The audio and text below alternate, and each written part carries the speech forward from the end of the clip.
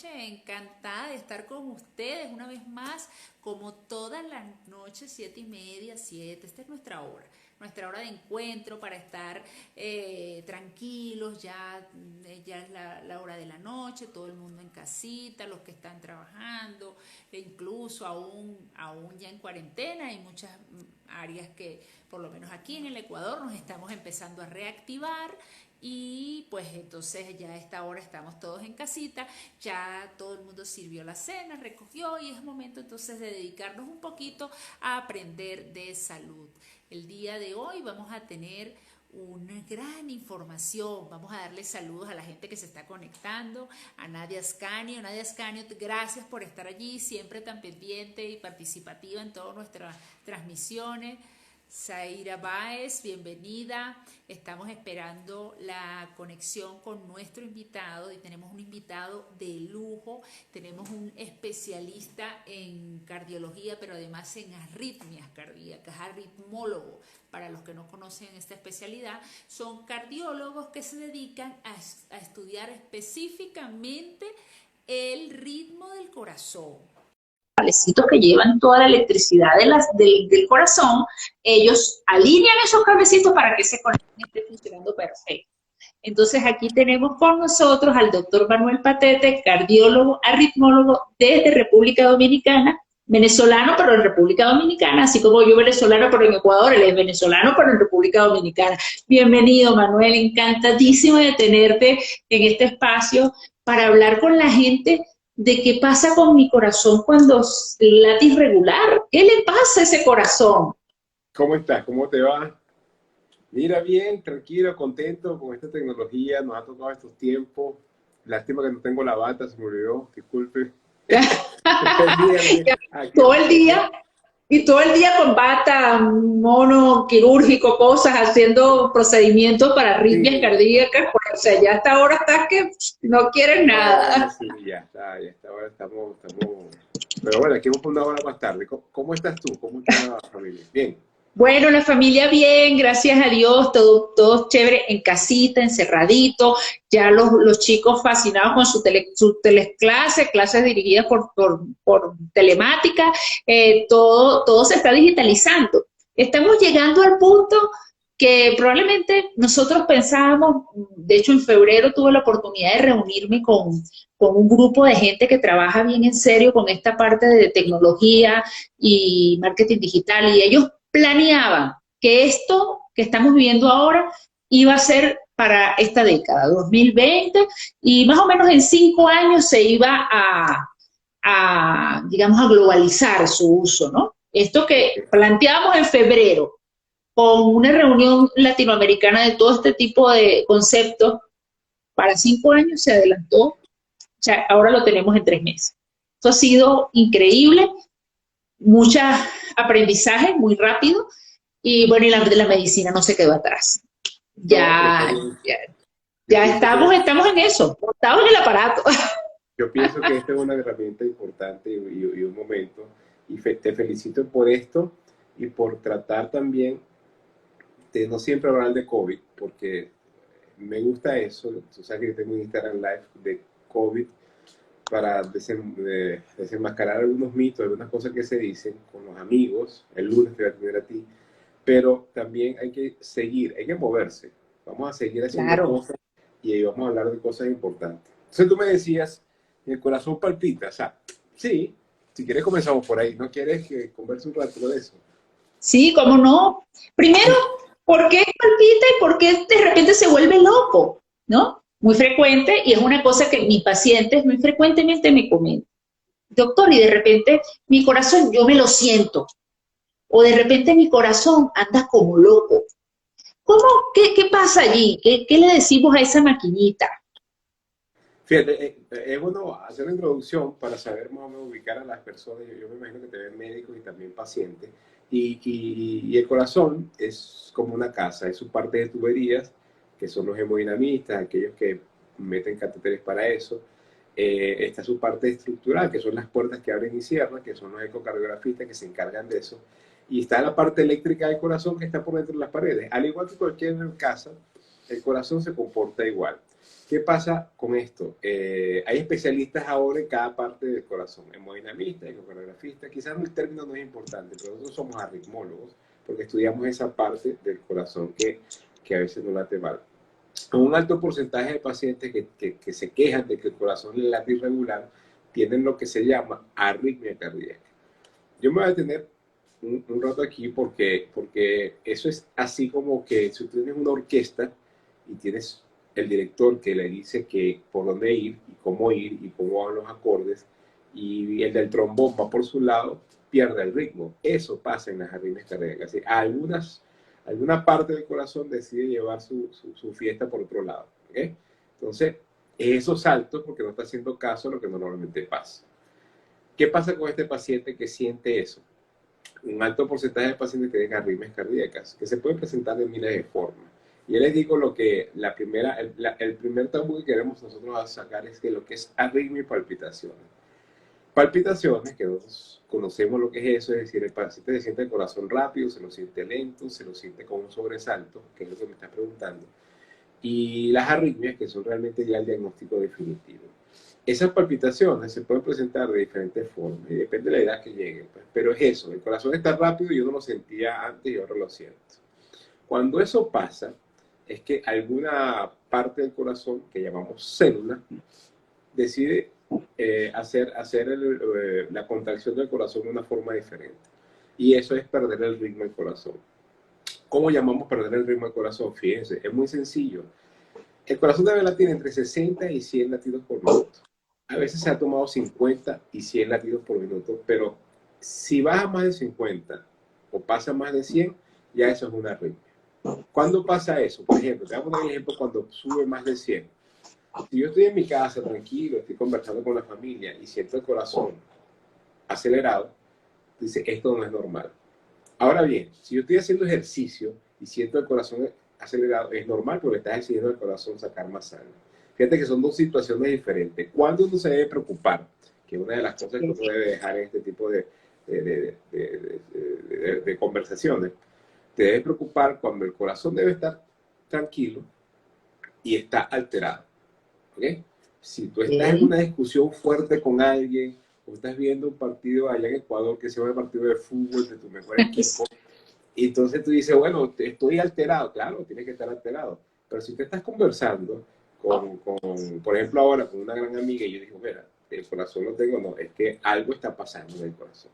Entonces, esas dos cosas son importantes de determinarlo porque tú ahí vas a diferenciar cuándo debo ir y cuándo no.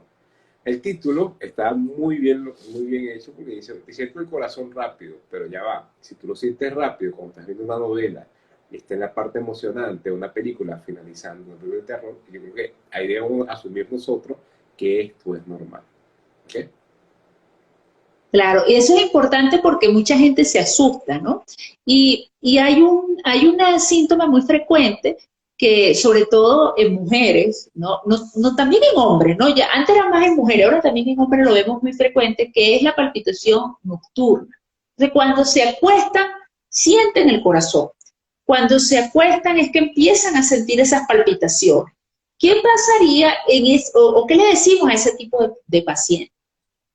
Perfecto, ese es un ejemplo muy bueno porque hoy tuvimos un paciente así. Es decir, anoche me llamó el esposo de una paciente que era paciente de primera y lo cuento porque no estoy diciendo detalles, porque Claro. si no, el motivo de consulta fue ese, pero el motivo de consulta fue muy cómico porque el esposo me dice, doctor, ya yo no duermo. O sea, el problema era del esposo. El problema era el paciente, pero lo transmitía para que tú veas lo que es la sensación de tener palpitaciones y la forma como hay. Esta paciente, por ejemplo, que en la noche tiene problemas con palpitaciones, generalmente obedece a una de las arritmias más comunes, sobre todo si tienes mayores de 65 años, que es la fibrilación auricular. Hoy vimos un paciente que claramente se quejaba de lo siguiente, miren, fíjate, el paciente llegaba y se quejaba de que cuando se acostaba o un poco antes de acostarse, comenzaba con el corazón rápido, o sea, seguramente estaba latiendo más de 60 por minuto. Pero hay otro dato importante que yo quiero decir aquí, que no es nada más que lata más de 100 por minuto, sino que en este caso, que es la arritmia más común, que es la fibrilación auricular, no importa el nombre, pero sí existe y el 5% de la población del mundo la padece, es decir, no es infrecuente, es la que tú supones que ese paciente tiene. ¿Qué pasa con esta arritmia?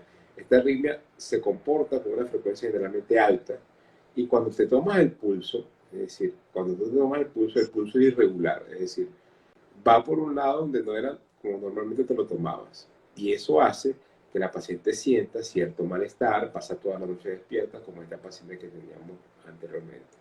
Eso generalmente a una edad avanzada supone una fibrilación auricular. ¿Qué pasa con estos pacientes? Tú dices, bueno, pero la calidad de vida es importante. Sí, ese paciente debería ir a, como hicimos nosotros hoy, ir a un estudio que se llama Holter de arritmia, que pusimos para 48 horas para capturar el evento. Holter de arritmia es el electrocardiograma que todos conocemos, es como una foto. El Holter de arritmia es como un video corto, ¿ok? Exacto. Ves más cosas. Y de ahí vamos a ver qué tipo de arritmia es. Entonces, un alto porcentaje del paciente que se para en la madrugada con ese tipo de arritmia es una arritmia muy común que es la fibrilación auricular. ¿Por qué es importante diagnosticarla? Mira, por muchas cosas, porque esa arritmia, si la dejas pasar con el tiempo, puede producir que el corazón se ponga grande. Pero hay algo muy importante en esta arritmia que es un buen punto para comenzar a detallar el tipo de arritmia. Y es que esta arritmia que se comporta como que siento el corazón rápido, un poco galopante, que no me deja dormir, esta arritmia, el primer síntoma que puede tener es un ictus, un ACV. Y le voy a decir, es cuando se le duerme la mitad del cuerpo a los pacientes. Estos ictus o ACV producen este tipo de problemas y puede ser que el paciente consulte por eso. Si uno no le toma en cuenta no toma en cuenta a los pacientes que se quedan de palpitaciones. Por eso es que es muy importante, y ahora sabemos, esos pacientes que se quedan de palpitaciones hay que seguirlos, hay que tratar de buscarlos. Es como que tú sospeches a un paciente, mire, no, yo creo que es diabético, pero cada vez que le hago la glicemia, entonces, claro, para ustedes existe la glicosilada, ojo, cualquier cosa. Cualquier cosa no es importante, pero que te digo que ustedes quieren esa herramienta. Yo no tengo esa herramienta, pero tengo que insistir en buscarlo. Si es fibrilación auricular, lo buscaste.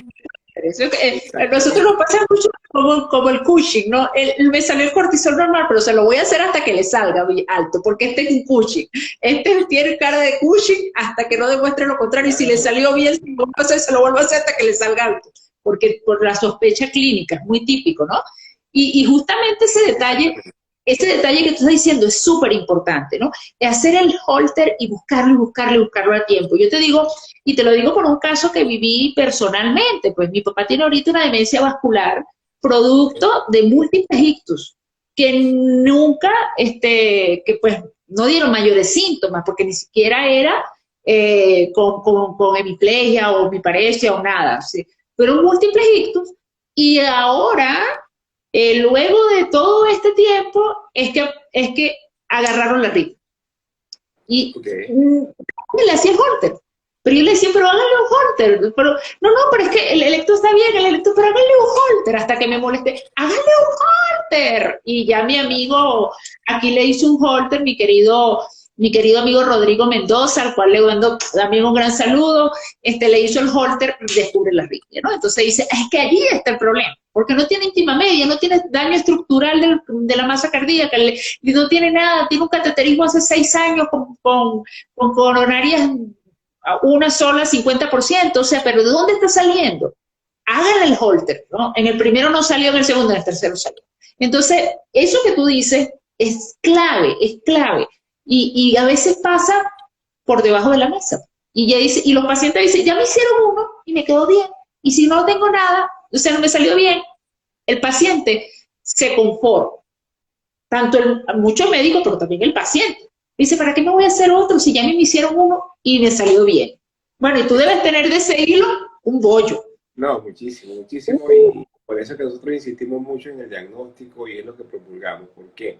Porque ve cómo lo estamos tratando ahora nosotros. Es decir, así como usted dice, y se lo voy a poner como ejemplo de la enfermedad isquémica, es decir, isquémica es el problema en las coronarias. Usted dice que si usted es obeso, si tiene colesterol alto, que si no hace ejercicio, que si es fumador, que si sufre de problemas de ACV, son factores de riesgo para tener enfermedad coronaria.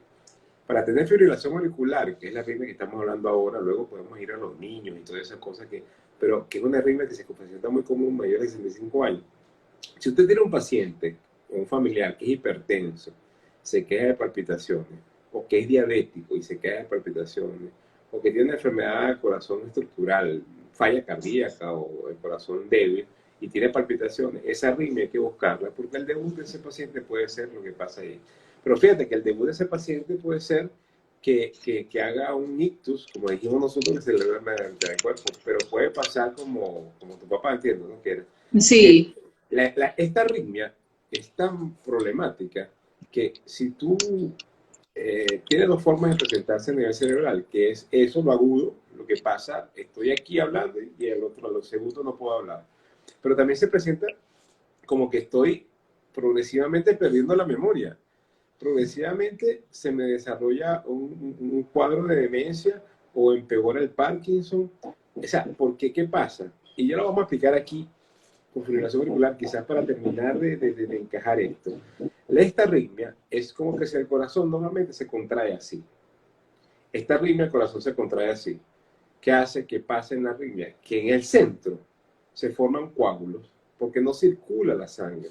Esos coágulos, si el paciente tiene esa arritmia y no se ha tratado, esos coágulos pueden irse al cerebro y por eso es que llegan con pérdida de conocimiento. Y hay un dato adicional incluso, que esos ictus son peores que cualquier otro, porque son embólicos y te desconectan del mundo. Entonces, ¿qué pasa?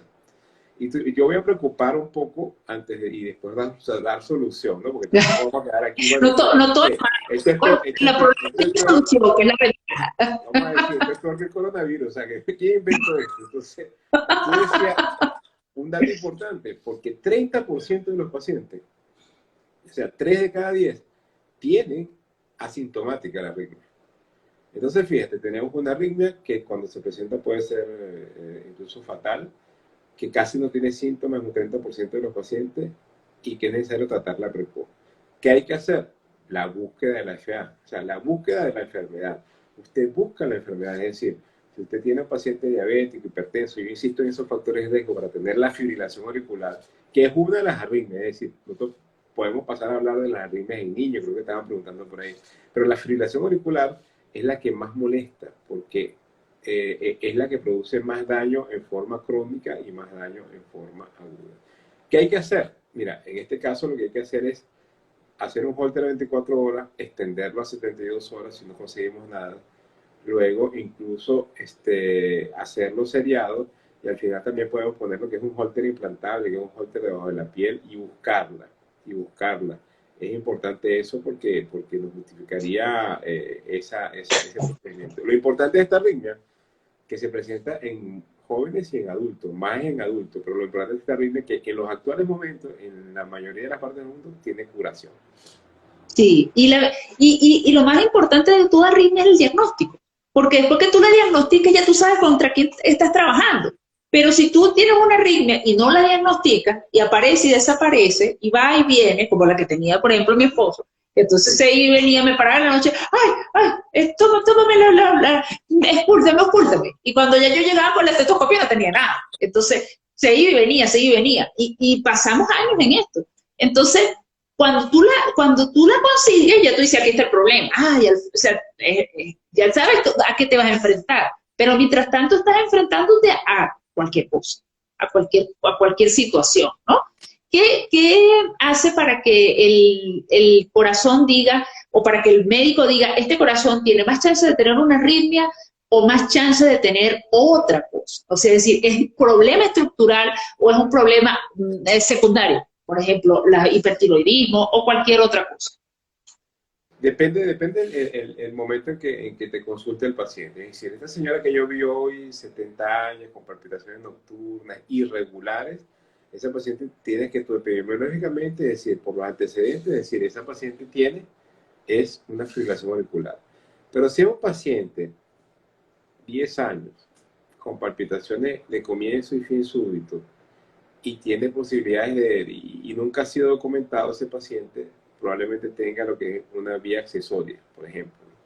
Pero si es un paciente que tiene 40 años, sobre todo el sexo femenino, que comienza con palpitaciones de inicio y fin súbito, es un dato muy importante a la hora que uno pregunta, que esas palpitaciones se demuestran en el cuello y la paciente siempre ha sido catalogada por maltrato, como una paciente que tiene lo que llamamos un ataque de pánico. ¿Okay? Esas palpitaciones de una paciente femenina de 40 años de inicio y fin súbito generalmente responden a una taquicardia intranodal. Yo vuelvo a lo que tú dijiste anteriormente.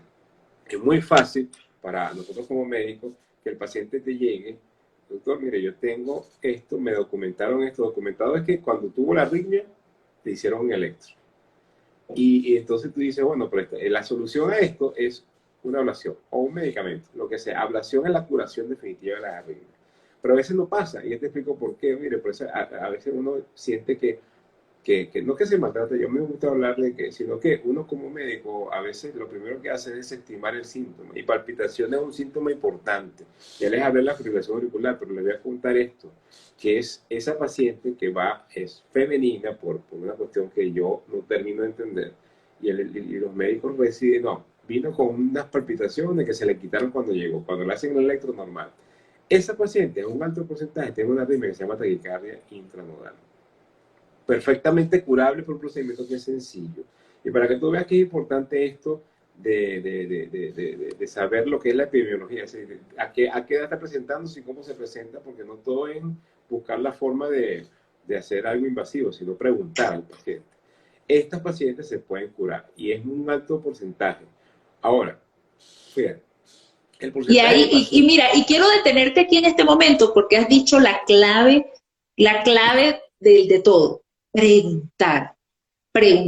Y es algo que yo pienso que en la medicina es clave retomar, y de hecho justamente de eso vamos a hablar cuando nos reunamos, es justamente el hecho de la anamnesis, y el escuchar e interrogar de manera cuidadosa esa semiología que nos enseñaban en la escuela de medicina, porque más que si tú escuchas y preguntas y vas viendo, como el tipo detective, consigues la pieza y vas armando el rompecabezas a un punto que tú como arritmólogo, ya cuando esa paciente te llegue, si te llamó y te habló, te hiciste una teleconsulta, ya tú tienes idea de qué le vas a pedir y de qué te va a traer y de qué va a hacer y qué posibilidades diagnósticas sobre esta base.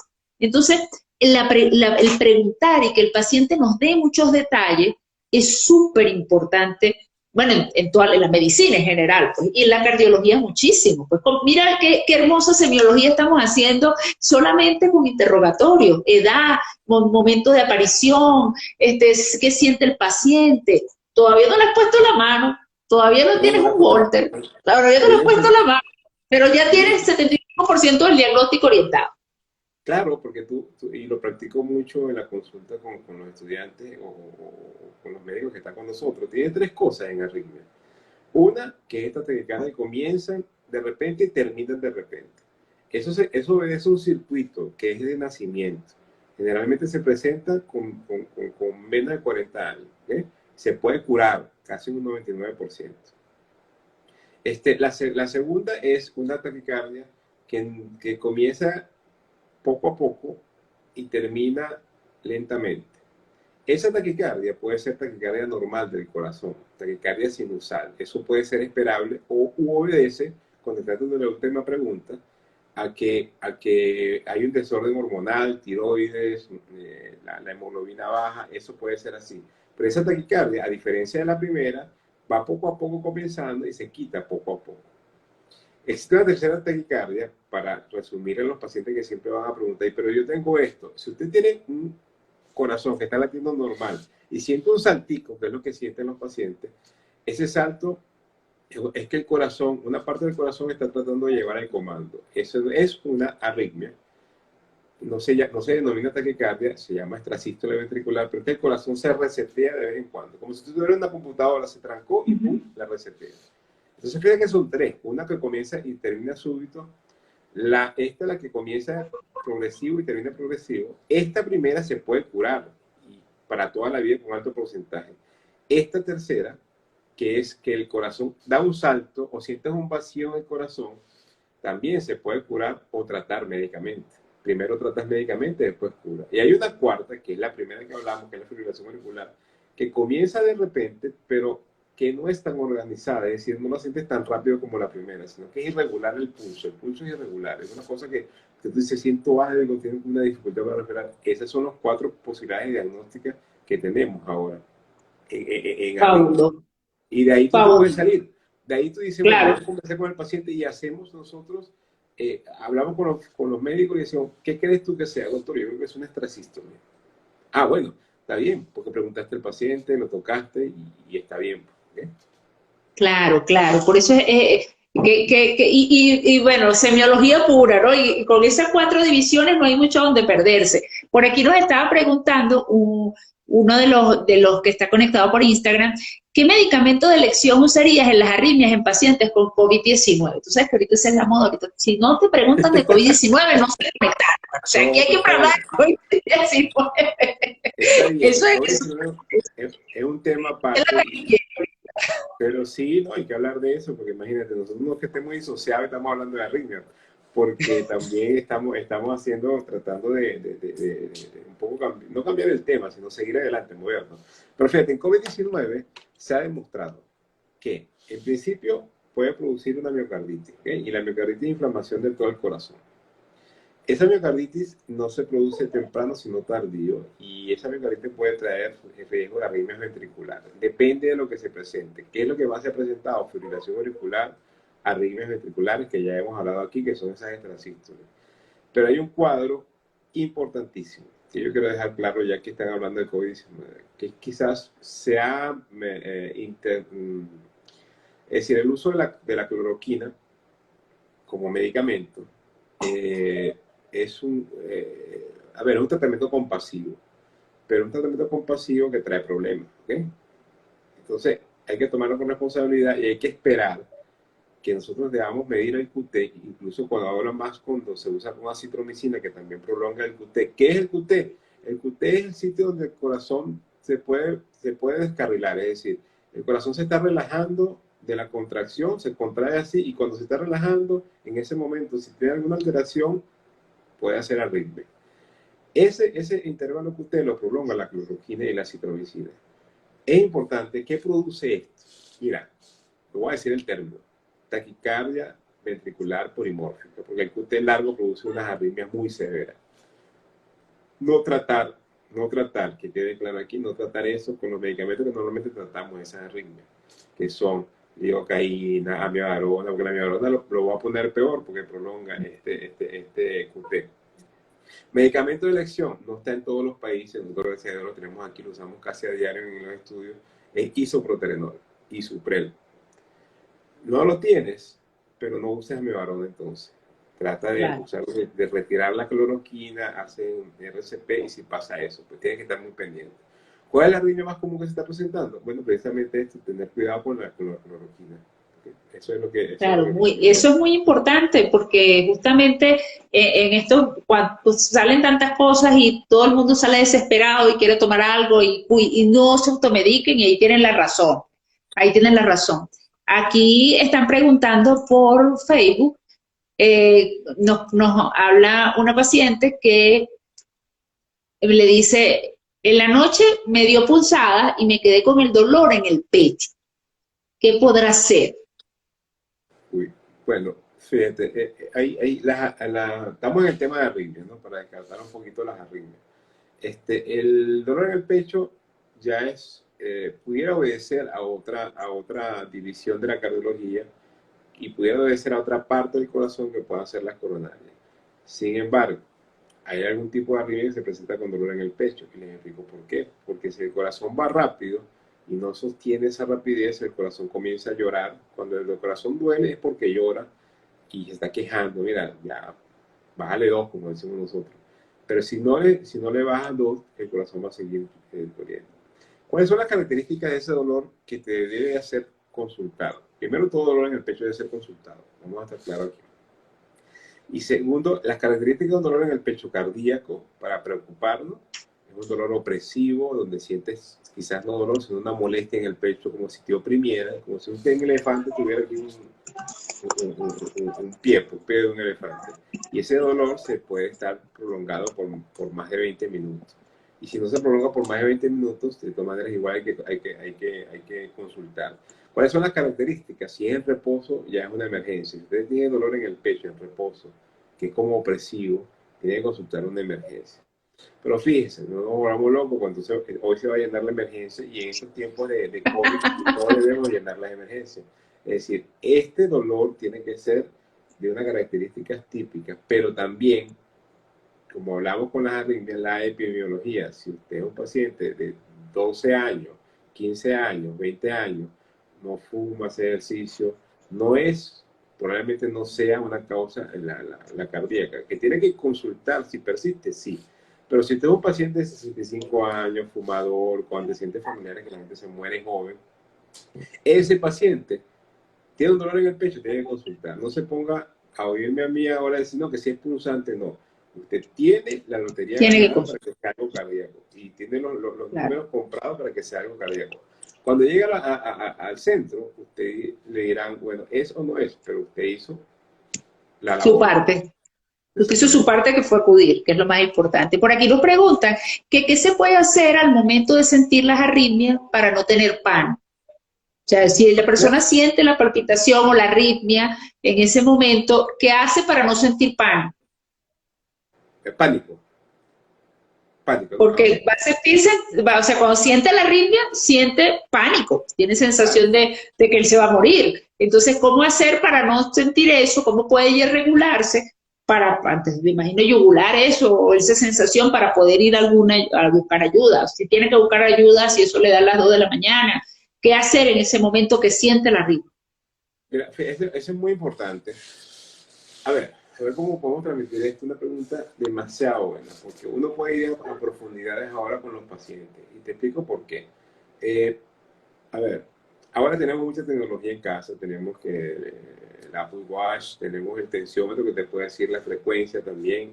Ese tipo de cosas que tú puedes ir utilizando. Si tienes una arritmia y la tienes en casa, no es infrecuente que tengas pánico. Ya hablamos de esas personas que generalmente son mujeres por una cuestión epidemiológica, no porque estemos pensando que por una cuestión de que es más frecuente en mujeres que acuden a la emergencia y cuando llegan no tienen nada. Pero esa paciente, cuando iba subiendo la subida de la emergencia, se le quitó la arritmia. Luego cuando le toman la foto, no, usted no tiene nada, vaya a su casa. Esa paciente puede estar enferma y con eso se puede curar. Ahora, ¿cómo evitar no tener pánico? Primero, conocer qué hacemos nosotros. Hay una vuelta que uno tiene que dar, y se lo digo a todos los pacientes siempre. Si usted tiene palpitaciones, acude a un médico. Probablemente termine en manos de personas como nosotros, que somos arritmólogos en todo el mundo, y ese médico tiene la obligación de darle tranquilidad a usted, sí o no. Porque el médico le puede decir, mire, usted tiene algo que parece una palpitación, por lo que yo le estoy curable, de una palpitación curable, le puede decir, usted la vamos a dar a observación, o usted lo que tiene es algo benigno. Pero es una información que usted maneja y va a ayudar a curar a manejar el pánico. Eso por un lado, es decir, usted tiene que llegar hasta el final. Porque si usted no tiene nada en el corazón y se le hicieron todos los estudios pertinentes, debemos terminar en algo que no es infrecuente cuando tienes palpitaciones, que es el apoyo psicológico. Nosotros lo tenemos. Y nos apoyamos en personas que, porque sabemos que es un motivo de consulta importante también en esto, y entonces ese paciente termina de dar la rueda y tú lo llevas y lo mandas al psicólogo y le dices, mira, yo lo estudié, no tiene nada, pero tiene algo. Es decir, no menosprecia a ese paciente. Eso te ayuda a ti a manejar el pánico. Si te da eso en la madrugada, dice, bueno, pero ya me dijeron que no tenía nada, vamos a calmarlo. Y hay mecanismos que el psicólogo o el psiquiatra puede utilizar para eso. Eso por un lado. Segundo, si usted tiene un diagnóstico y está en espera de una ablación o no se convenció de que usted tenga, usted quiere hacerse una ablación, que es la curación de esos circuitos, usted tiene la opción también de aprender lo que son las maniobras vagales. Las maniobras vagales son varias, me gusta enseñar mucho porque no es porque no te guste, sino porque tú crees, a ver, se puede abusar de esto y hay pacientes que no la pueden hacer. Sin embargo, cuando son pacientes conocidos que no se quisieron hacer la curación, yo generalmente les enseño a intentar pujar, eso rompe la arritmia en muchas ocasiones, ¿okay? Intentar toser, eso rompe la arritmia en muchas ocasiones. Esas dos maniobras nada más. Las demás son mucho más peligrosas, pero usted intenta pujar e intenta toser, puede romper muchas veces la arritmia que tiene. Y el pánico desaparece. Fabuloso. Ese dato es súper importante, ¿no? Porque puede calmar la situación en determinado momento. Y ahora, aquí también nos preguntan sobre, justamente por el tema de la frecuencia cardíaca en los niños. ¿Cuál es la frecuencia cardíaca que se debería estar esperando en los niños? Para nosotros hablar de arritmia o de frecuencias cardíacas altas en niños. Ese es un tema importante porque es un poco diferente. ¿Okay? Nosotros no somos pediatras, hacemos evaluaciones de niños porque tuvimos la experiencia allá en Fundacardín en Caracas, donde trabajamos cierto tiempo y bueno, vimos niños. Pues. Pero sabemos que los niños, el corazón del niño es diferente, o sea, hay que asumirlo así, hasta más o menos 5 o 6 años. ¿Qué lo hace diferente? Que cuando él está en el útero de la madre, su corazón que más trabaja es el corazón derecho. El pico. Nosotros tenemos corazón izquierdo y derecho. Nosotros, Mildred y yo, nos trabaja el izquierdo. Y toda la gente de nuestra edad. ¿Okay?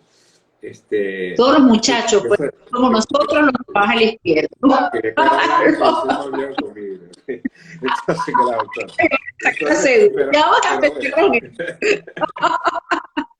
pero nuestro corazón izquierdo, de izquierdo, lo voy a poner aquí, izquierdo, trabaja más. Ahora sí, trabaja más que en los niños. En los niños trabaja más el derecho. Eso hace que el comportamiento sea diferente. Es el mismo corazón, pero trabaja más el derecho. Eso hace que los electros sean diferentes y es un mundo diferente. O sea, que usted, porque sea cardiólogo adulto, no puede tratar niños. Y existe una especialidad que es cardiología de niños. Pero la frecuencia cardíaca es una cosa, un tema aparte. Y el tema aparte está en porque hay tablas donde te dice, si usted tiene 5 años, 4 años, 3 años, la frecuencia cardíaca normal es tanto. Y se lo voy a poner sencillo, es que cuando nace el niño puede tener 180 de frecuencia y es normal. ¿Ok? Porque el corazón se está adaptando a lo que es la oxigenación del ambiente, a cómo debe trabajar. Pero puede llegar a los 3 años y su frecuencia normal es 130 por minuto. Es decir, no es taquicardia. El grupo de la edad que tiene es una edad normal. Y puede llegar a los 5 años y ya la frecuencia baja a 100. Y ya después de los 6, 7 años, ya la frecuencia debe ser menos de 100 por minuto. Es lo que se estima, diciéndolo a grosso modo, para entender que sí, los niños tienen frecuencia alta y es normal de pequeño y eso hay que tomarlo en cuenta y eso está escrito y hay tablas para eso. Fabuloso, fabuloso. Entonces es importante que tengamos claro eso, y porque a veces las mamás quieren meter en el mismo saco a todos. Bueno, entonces si a mí me dijeron esto, entonces a mi hijo para ver si tiene tanto, entonces ¿será que tienen o no? Eso es otro mundo, no se pongan a mezclar una cosa con otra. Por aquí nos dice también que qué hacer, porque cuando bueno, y ya se lo hablamos, cuando la persona siente palpitaciones a veces hay que acudir. O sea, no quedarse con que esas palpitaciones sea palpitación. Usted está sintiendo palpitaciones, no lo tome a la ligera, no se autoexplique, no, es porque el café, o es porque estoy estresado, o es porque no. Consulte, descarte, bueno, después que se descarte todo, se evalúa todo, uno se va por la parte, bueno, estoy ansiosa, es el café, quítese esto, pero hay que estudiar, ¿no? También aquí nos preguntan, bueno, pero ya esto también es de cardiología pediátrica, si es peligroso cuando los bebés presentan arritmias en el embarazo, aunque luego desaparezcan. Arritmias en el embarazo, entendí. Sí. Los bebés, no sé. Ok. Sí, es importante eso porque es una causa por la cual incluso hay que hacer cosas de emergencia cuando nace el bebé. ¿Cuáles son las arritmias más frecuentes en el embarazo? Pueden ser estas que estamos hablando, pero por supuesto el bebé no va a referir nada. Pero el monitoreo fetal es importante. ¿Por qué? Porque hay que descartar dos cosas. Una, frecuencias cardíacas muy altas que produzcan sufrimiento fetal, pero existen también enfermedades que son frecuencias cardíacas muy bajas. Hay gente que nace con el corazón desconectado. Es decir, desconectado la parte de arriba de la parte de abajo. No es infrecuente, eso no indica que tú vayas a actuar en ese momento, pero sí es indicación de que tú decidas si va a ser una cesárea o un parto normal. Pues.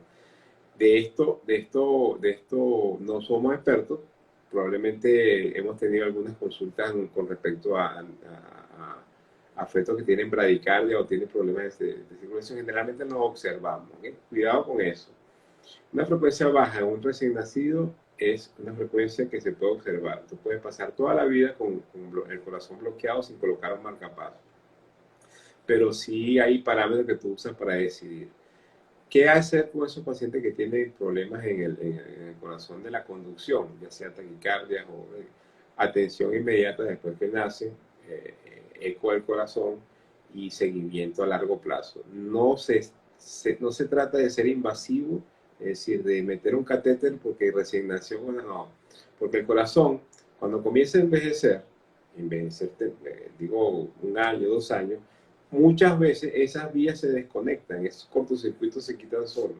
Entonces, con observar va bien. Algunos pacientes tienen que ser, nosotros en Fundacardín hicimos una ablación, un niño de 4 meses, era porque vivía en Cumaná, no, vivía en Cumaná Gordo, no, mentira. Sí, sí. Como te palpita el corazón cuando digo Cumaná, ¿no? Barato. Mira, una de las cosas que te digo que extraño es que a esta hora yo me ponía en la ventana y olía ese olor a mar, ¿no? Ay, el olor a mar. Oye, esta historia, que es una historia real, vivía, es mentira, era en Marihuitar, ellos, ¿no? Y les tenía que correr a Cumaná a hacerle cardioversión a los 4 meses, teníamos una y la metimos de emergencia en el hospital militar, en el Fundacardín, en Caracas, y la logramos curar, es el más pequeño que hemos curado, pero es como, en este caso es como una medida heroica que tú haces porque ya no hay vida ni Claro, para el niño, pero no es lo común, no quiero que se quede eso aquí, y si el paciente tiene arritmias de recién nacido, se puede observar. claro, claro. Eso es muy importante que quede claro. ¿Cuáles son los medicamentos que se deben realizar, se deben eliminar para realizar una PE? No sé qué exactamente. Una prueba de esfuerzo debe ser. Debe ser una prueba de esfuerzo. ¿Qué medicamentos se deben eliminar? Fíjense, depende de lo que tú vayas a evaluar. Anteriormente siempre se eliminaba los medicamentos que bajaban la frecuencia. Sí, los beta bloqueantes. Los beta bloqueantes. A ver, la tendencia depende de lo que tú vayas a evaluar, te digo. Tú lo puedes eliminar porque tengas un paciente que realmente quieras llegar a un punto donde la prueba de esfuerzo valió la pena. ¿Ok? Sobre todo cuando vas a diagnosticar isquemia. Isquemia es que el corazón, una de las coronarias está obstruida. Tú lo puedes eliminar para llegar al 85% de la frecuencia cardíaca. Porque si tú lo mantienes, ese paciente no llega al 85% de la frecuencia cardíaca, pierdes el esfuerzo. No es concluyente la prueba de esfuerzo y tú no puedes decir que ese paciente no tenga un problema del corazón. Eso por un lado, es decir, se sugiere eliminarlos, esos pacientes, se les sugiere eliminar el tratamiento cuando tienen una frecuencia, cuando tú quieres llegar a un diagnóstico, es decir, que necesitas llegar a esa frecuencia cardíaca.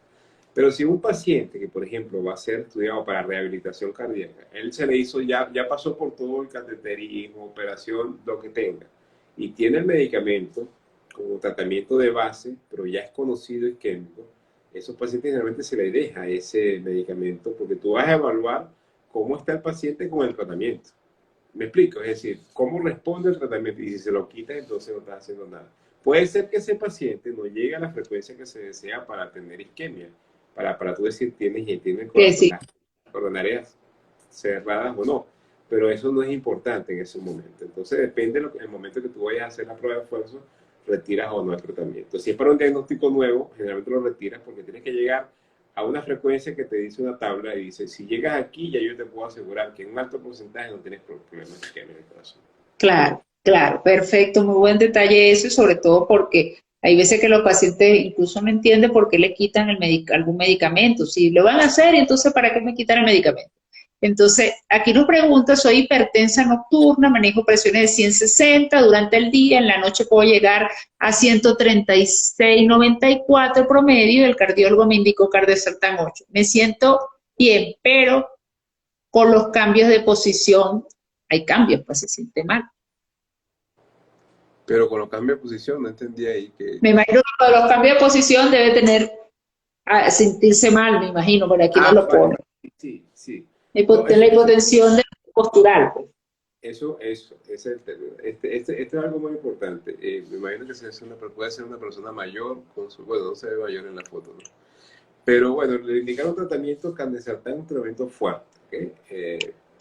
Y probablemente, a ver, esto no es culpa de nadie. Cuando tú estás comenzando a contactar a un paciente hipertenso, eso no es que nosotros, cuando lo estudiamos, nos dijeron, mira, si el paciente vive en Cuenca, tiene 20 años y tiene 2 hijos, le vas a dar este medicamento, porque ese es el que lo va a curar. No. Tú comienzas a lo que llamamos titular el medicamento. Todos los pacientes son iguales, algunos por la raza tú puedes decidir uno u otro.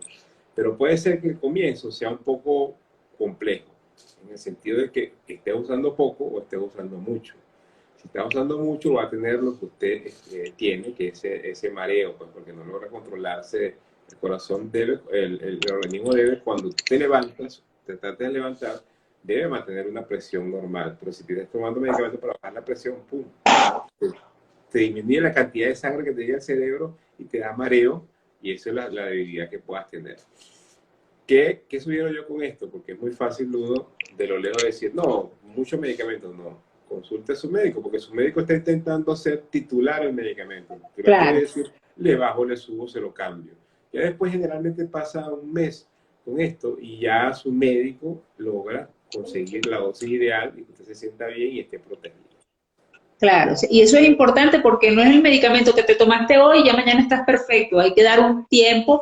Casi siempre la hipertensión te está dando por mínimo un mes y tienes que tener esa paciencia y ese control con el médico. Eso es muy importante. La consulta con tu fisiatra, ella es fisiatra y tiene palpitaciones, ahora que escucha todo esto le preocupa. Bueno, ya sabes qué tienes que hacer, querida. Tienes que ir al cardiólogo para que te hagan un Holter y chequear y descartar. Una mujer más o menos como de 40 años, entonces hay que revisar eso. Que si podemos decir a qué se refiere la hipertensión nocturna. A ver, vamos a aprovechar que tenemos este cardiólogo aquí, le vamos a sacar todo de aquí. Y la palpitación, mentira, yo aquí, gracias a Dios, fíjate que para llegar a ser arritmólogo hay que pasar a ser cardiólogo, al igual que para ser endocrinólogo, ser internista. Y uno nunca olvida la cardiología porque sabes que es la base. Por palpitaciones son los hipertensos, ¿ok? Eso es muy importante porque te lo voy a llevar a algún punto que yo quería dejar claro aquí, que algún grupo de pacientes que tienen palpitaciones en la madrugada es que se les sube la presión en la madrugada. Que es un patrón definido con un nombre definido, ¿ok? Que en la madrugada la presión sube más. Eso se diagnostica con lo que llamamos un mapa. El mapa es monitoreo de presión en casa, ¿ok? Esa hipertensión nocturna que no se controla y es peligrosa porque a veces no la diagnostican, porque el paciente en la mañana a las 3 de la tarde se toma la presión bien, pero a partir de las 10 de la noche comienza el pico de presión. Y esos pacientes, característica clínica, amanecen como si no hubieran descansado. O sea, tú le preguntas, es como que el que tiene apnea del sueño. O sea, ese paciente dice, yo me levanto, doctor, y parecería que hubiera estado toda la noche peleando con alguien. Y es verdad, porque pelea contra la hipertensión. ¿Qué haces tú para diagnosticar estos casos? Colocas un mapa, que es un monitoreo de presión arterial ambulatorio. Y en casa, tú lo vas a tener, te va a tomar la presión cada media hora, y esa te va a dar una curva y te va a decir, mira, que está en rojo aquí toda la madrugada. ¿Qué hace el médico? Ve la hora que comienza este problema y comienza a dar medicamentos en la noche, que es una de las opciones. Y esos pacientes inmediatamente dicen, no, antes yo amanecía golpeado y ahora amanezco bien, descansado. Es un patrón muy frecuente en los diabéticos. Con los pacientes con diabetes es bastante frecuente ese tipo de patrón. Exactamente. Porque ese es un grupo que generalmente es hipertensión nocturna, entonces hay esa referencia y te dicen, desde que estoy tomando el medicamento amanezco feliz, pero claro, se lo tiene que poner a las 8 de la noche. Entonces dice, amanezco feliz y tú me siento con energía, no duermo, que hasta se han quitado. Hay pacientes que yo he tenido que tomaban pastillas para dormir y ya no las tienen que tomar porque el problema no era el problema para dormir, sino era la presión nocturna, la hipertensión nocturna. Yo también los he tenido o sea, ese mismo, pues, o sea, que tomaban era medicamentos para dormir y los retiran, pues, pero es interesante porque es una lucha, pues, toda la noche con la presión alta.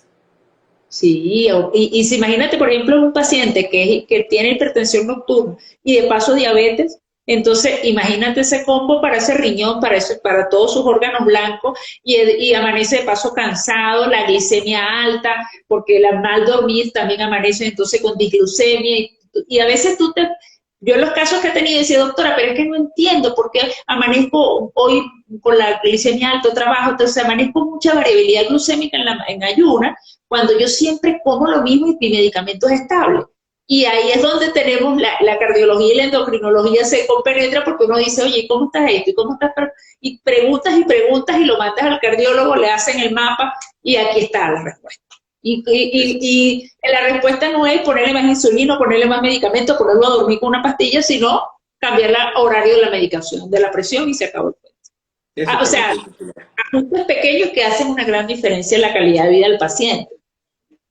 No, en estos momentos no hay, es decir, esa época que nosotros conocimos los grandes profesores, que son grandes profesores, eh, pero que no se trabajaba en equipo, ahorita no vale, eso no vale. Si usted ve un médico, y yo lo digo claramente, si usted ve un médico que trabaja solo y quiere resolver todos los problemas solo, ese es el médico que no tiene que ir. Yo respeto a todos los médicos, me gusta hablar bien de todos, pero lo que no acepto yo en estos momentos, no acepto yo, digo como que si no fuera, pero bueno, no me gustaría ver un médico aislado y quiera resolver todos los problemas del paciente, porque en ese es el que no hay que confiar. Hay que confiar en el médico que trabaje en equipo, que consulte los casos, que converse, que llame, sea capaz de llamar al médico que lo refirió, sea capaz de llamar a tu médico tratante y vamos a llevar un frente de batalla juntos, porque cada enfermedad es una batalla en conjunto, no es nada más una batalla individual. Eso es muy cierto y el trabajo en equipo de la parte médica es fundamental. Por eso es que justamente sigo enamorada de la telemedicina, porque imagínate, si yo tengo un caso así, yo te puedo llamar a ti, o Rodrigo y yo, Rodrigo que es hemodinamista y cardiólogo, y yo endocrinólogo, y tenemos un paciente con diabetes, una condición, una arritmia, y te llamamos a ti, lo hacemos una reunión telemédica y resolvemos ese caso, y Pero es con que una asesoría. O sea, es que es fantástico. Tío, ni los supersónicos se habían imaginado esto, chico. no, pero es que eso es fenomenal. Eso Incluso, es de hoy, pues, de mira, hoy. Eso está pasando. nosotros tenemos un grupo que se llama Arritmias RD, somos 3 electrofisiólogos y muchos medios que trabajan con nosotros. Y tenemos grupos de WhatsApp donde no aceptamos cadenas ni chistes. Porque cuando suena ese teléfono, ese grupo es que hay alguna emergencia. Pero también suena porque yo estoy pasando consulta y quiero una opinión. ¿Qué más de este electro? ¿Qué piensas tú de este electro? ¿Qué crees tú de esto? Y a eso es una forma nosotros de dar diferentes opiniones al paciente. Es decir, el paciente puede ir a buscar una segunda opinión, pero que no sea la mía nada más que se lleve, sino la de un grupo de trabajo. Eso es fantástico, eso es maravilloso, de verdad. Yo siempre he creído en el trabajo en equipo como la base del éxito en la medicina. Por aquí nos están preguntando, ¿en qué momento se puede dejar de indicar medicamentos para la arritmia y pasar a lo quirúrgico? Esa pregunta es de las 50.000 lochas. No, fíjate, pero ya está siendo más sencillo, fíjate. Hay arritmias que donde tú debes ir directamente a hacer, no es un tratamiento quirúrgico, es un tratamiento invasivo. Ya explico por qué. O sea, nosotros lo que hacemos cuando hacemos ablación o curación de las arritmias es que subimos un cablecito por la pierna o por la ingle. El paciente generalmente está despierto, y yo lo digo porque generalmente está despierto es porque da la sensación de tranquilidad. Si yo estoy despierto es que no me va a ocasionar ningún problema y que yo voy a sentir poco. Generalmente está despierto y lo que siente es un pinchazo aquí en la pierna cuando se agarran las venas y subimos unos cables al corazón. ¿Y qué hacemos nosotros? Eso es como, el símil es como cuando vas a hacer una biopsia, tú vas a agarrar la biopsia del sitio donde se origina el problema. ¿Qué hacemos nosotros con el estudio electrofisiológico y la ablación? Subimos y hacemos una biopsia. Es decir, tú provocas la arritmia que le produce el paciente, sabes el diagnóstico, entonces sabes el diagnóstico, esta es una arritmia tal, y conoces el porcentaje de éxito, no mundial, sino de tu grupo, porque cada grupo tiene un porcentaje de éxito, y tú puedes decir al paciente, esto tiene un porcentaje de éxito del 80%, del 90%, es decir, y las complicaciones, menos del 1% o el 3%, depende de lo que diagnostique. Entonces, ¿cuándo pasamos nosotros a eso? Depende de la arritmia, fíjense. Yo les hablaba de 4 tipos de arritmias. Una, que es las que comienzan de repente las palpitaciones y terminan de repente, esas son casi 100% curables en grupos experimentados, casi 100% curables. Y con complicaciones menos del 0,5%. Es decir, si tú vas en medicina, y tú conoces de esto, mire, si tú puedes curar con escasas complicaciones, Eso es. nivel perfecto. Es decir, Claro. yo curo con escasas complicaciones y eso pasa con este tipo de arritmia. Hay un tipo de arritmia que son las progresivas, que comienzan poco a poco y terminan poco a poco. Esas no se curan, pero se tratan. Y no hay que menospreciar a ese paciente, porque ese paciente está enfermo, porque no tiene bienestar psicosocial, es decir, Claro. no tiene riesgo de mortalidad, pero tiene riesgo de tener una mala calidad de vida. Y así Claro. no se trata con catéteres, que te guste meter catéteres, también se te puede tratar con un psicólogo, con un tratamiento, o tratar la causa secundaria, que puede ser la tiroides y la anemia y todo esto. Hay un tercer grupo de pacientes que son esos saltos del corazón, que generalmente ahora están recomendando comenzar con medicamentos, pero que sabemos que los medicamentos no son tan importantes, no tan buenos. Y eso responde mucho a un tratamiento que es con navegadores cardíacos, que no vale la pena aquí sino decirles que es como un GPS del corazón. Hasta eso hemos llegado en la arritmia, que te dice, mira, aquí usted quiere ir donde a la parte donde está la arritmia, o te dice, agarra por la derecha, baja por la izquierda, suba, baja, y aquí está. El navegador te lo dice y eso existe en la mayoría de nuestros países latinoamericanos, que es el público que mayor tenemos. Y existe esta arritmia, que es la fibrilación auricular, que es la más común, la que 5% de la población tiene, que es la que tenemos que tener más cuidado. Y esa arritmia, incluso en esta época, que es una arritmia muy compleja, tiene solución y curación. Incluso nosotros estamos practicando acá en República Dominicana lo que es criolación, una técnica que es muy novedosa, que es curar esa arritmia con frío. Es menos dolorosa, el paciente se puede ir incluso el mismo día, imagínense ustedes a lo que hemos llegado, y el paciente le quitas todos esos riesgos que tiene. Por lo que el panorama es cada vez usar menos medicamentos, pero cuando hay que usarlo, hay que usarlo, o cuando no tienes que hacer nada, no tienes que hacer nada. Claro. No es totalmente efectivo, no es 100% efectivo, pero más del 95% de efectividad tiene. Tiene escasas complicaciones y te evitas los efectos secundarios del medicamento. Lo certifico. Lo certifico. Lo certifico. Tiene ya casi 8 o 10 años que le hiciste eso y está 0 kilómetros. Está divino, divino. Operando perfecto, haciendo su vida perfecta. Lo pusiste nuevecito, lo pusiste, se lo reseteaste. Le pusiste kilometraje. Bueno, yo de verdad he disfrutado este en vivo muchísimo, refresqué un poco de cosas, he disfrutado la semiología cardiovascular, una maravilla, así que yo pienso que nuestros profesores de semiología se hubiesen dado un gustazo escuchando este en vivo, ¿no? Pues muchísimas gracias, de verdad. Yo lo que quiero hacer, esos 3 tips, que para que todos se lleven a casa, de que cuando sientan algo en el corazón irregular, les late irregular, les siente, 3 cosas que tienen que hacer impalables, infaltables. Lo primero que tiene que hacer es, si usted tiene palpitaciones, consulte a un médico. Si usted tiene palpitaciones sostenidas, segundo, trate de ir a una emergencia, porque esa documentación, ese electro que le van a hacer con las palpitaciones, va a ayudar a tener un diagnóstico y va a sufrir mucho menos. Y tercero, para no tener palpitaciones, compórtese como que si el corazón fuera un paciente que tiene problemas en las coronarias. Es decir, si usted previene, si usted hace ejercicio, no es obeso, deja de fumar, disminuye la cantidad de lípidos en la sangre, eso también va a ayudar a que no tenga palpitación. Fabuloso. Pues usted, si usted hace estas 3 cosas y lo tiene aquí, siempre usted no va a tener mayores problemas. Usted va a ir sobre seguro. ¿Y dónde te consiguen, Manuel? Porque yo estoy segura que mucha gente va a tener a lo mejor más dudas, quieren preguntarte, quieren conectarse contigo, lo que sea. ¿Dónde te consiguen?